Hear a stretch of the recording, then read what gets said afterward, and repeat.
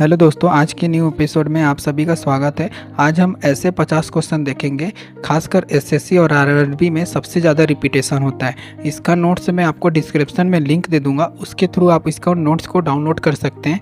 And इसका जो है इंपॉर्टेंट क्वेश्चन हमारे एग्जाम में सबसे ज़्यादा रिपीट होता है। चलिए आज का जो हमारा ऑडियो बेस्ड जो है क्वेश्चन को स्टार्ट करते हैं। जैसे कि हमारा पहला क्वेश्चन है, असम के किस शहर में हर साल चाय महोत्सव मनाया जाता है?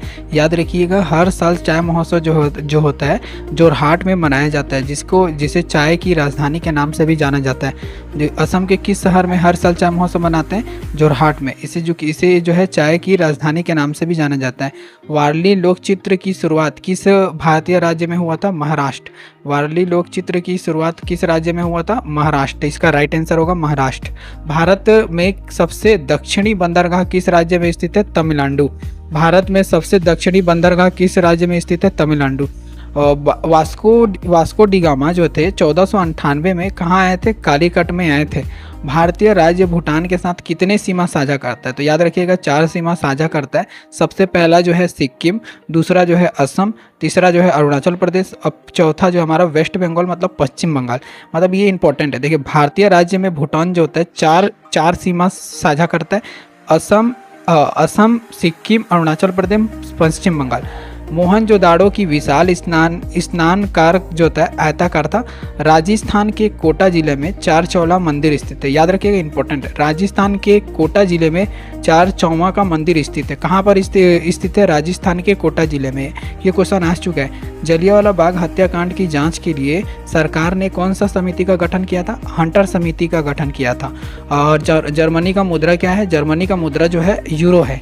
स्वतंत्रता से पहले निर्माण जो होते स्वतंत्रता से पहले जो थे निर्माण का पेरिस बरावली को कहा जाता था। याद रखिएगा, स्वतंत्रता से पहले हमारा जो निर्माण का जो पेरिस था उसे बरावली को कहा जाता है। ऑपरेशन पोलो क्या था? ऑपरेशन पोलो जो था हैदराबाद राज्य का भारत में विलय।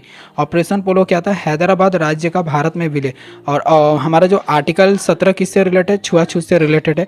और कोच्चि जिले अरब सागर की रानी को कहा जाता है। पानीपत का प्रथम युद्ध कब हुआ था? 1526 में। पानीपत का प्रथम युद्ध कब हुआ था? 1526 में। और किसके मध्य में हुआ था? बाबर और इब्राहिम के मध्य में हुआ था ये पानीपत का हमारा प्रथम युद्ध। भारत की 2011 की जनगणना में टोटल कितने प्रश्न पूछे गए थे? याद रखिए, भारत की 2011 की जनगणना में 29 जो है प्रश्न पूछे गए थे। कितने क्वेश्चन? 29 प्रश्न पूछे गए थे। भारत को कोहिनूर आंध्र प्रदेश को कहा जाता है। भारत का कोहिनूर किसे कहा जाता है? आंध्र प्रदेश को कहा जाता है। एग्जाम के लिए इंपॉर्टेंट है। एक और क्वेश्चन है, वारली लोक चित्र की शुरुआत जो है किस भारतीय राज्य में हुआ था? महाराष्ट्र में। यहीं से ही जो है वारली लोक नृत्य जो है शुरुआत हुआ था। और रसायन विज्ञान के पिता किसे कहा जाता है? एंटोनी लेवोजियस को रसायन विज्ञान के जो है पिता कहा जाता है। आधुनिक रसायन के विज्ञान के भी पिता कहा जाता है इन्हीं को। भारत में प्रत्येक वर्ष सरदार वल्लभ भाई पटेल की जन्म 31 अक्टूबर को राष्ट्रीय एकता दिवस के रूप में मनाया जाता है। और उसके बाद फुलदेई त्यौहार जो है मुख्य रूप से भारत में किसके द्वारा मनाया जाता है? फुलदेई त्यौहार जो होता है मुख्य रूप से हमारा जो होता है उत्तराखंड में मनाया जाता है फुलदेई त्यौहार। याद रखिएगा। और रेलवे का मुख्यालय कुछ 4-5 तो क्वेश्चन है रेलवे का मुख्यालय का, वो भी इंपॉर्टेंट है। जैसे कि हमारा जो है पूर्वी रेलवे कहाँ पर स्थित है? याद कर लीजिएगा, दैनिक रिलेटेड से। पूर्वी जो हमारा रेलवे जो है गोरखपुर में स्थित है। मध्य रेलवे जो है मुंबई CST में स्थित है। उत्तरी मध्य रेलवे जो है इलाहाबाद में स्थित है। दक्षिणी रेलवे जो है चेन्नई में स्थित है। दक्षिणी रेलवे कहाँ पर स्थित है? चेन्नई में स्थित है। आधुनिक फादर ऑफ केमिस्ट्री किसे कहा जाता है? एंटोनी लेवोजियस को जो कहा जाता है। मेक इन इंडिया का कार्यक्रम जो है 25 सितंबर 2014 को शुरू हुआ था। हाल ही में इंडोनेशिया देश को ब्रिक्स का 10वां सदस्य बना था। हालांकि ये पहले बन चुका है। याद रखिएगा, कौन सा 10वां जो है सदस्य कौन सा बना था? इंडोनेशिया। और जो हमारा 25 में जो अध्यक्षता ब्रिक्स की जो अध्यक्षता किया था हमारा कौन था? जो था ब्रिक्स की अध्यक्षता किया था वो था हमारा ब्राज़ील था। ब्राज़ील, याद रखिएगा, ब्राज़ील इसका राइट आंसर होगा। इन केंद्रीय संविधान समिति के अध्यक्ष कौन थे? याद रखिए, केंद्रीय जहां वर्ड लगा ना, केंद्रीय संविधान समिति के अध्यक्ष कौन थे? जवाहरलाल नेहरू। ये एक और इसमें पूछा गया है, अभी फिलहाल के 2025 में पूछा गया क्वेश्चन। झंडा समिति जो है, झंडा समिति के अध्यक्ष कौन थे? तो याद रखिए, झंडा समिति के अध्यक्ष थे डॉक्टर राजेंद्र प्रसाद। और प्रारूप समिति के अध्यक्ष कौन थे? डॉक्टर भीमराव अम्बेडकर अम्बेडकर, जिसके द्वारा संविधान को लिखा गया था। राज्य समिति के अध्यक्ष कौन है? जवाहरलाल नेहरू, जवाहरलाल नेहरू। आवास समिति के अध्यक्ष कौन है? विपिन सीताराम मैयर।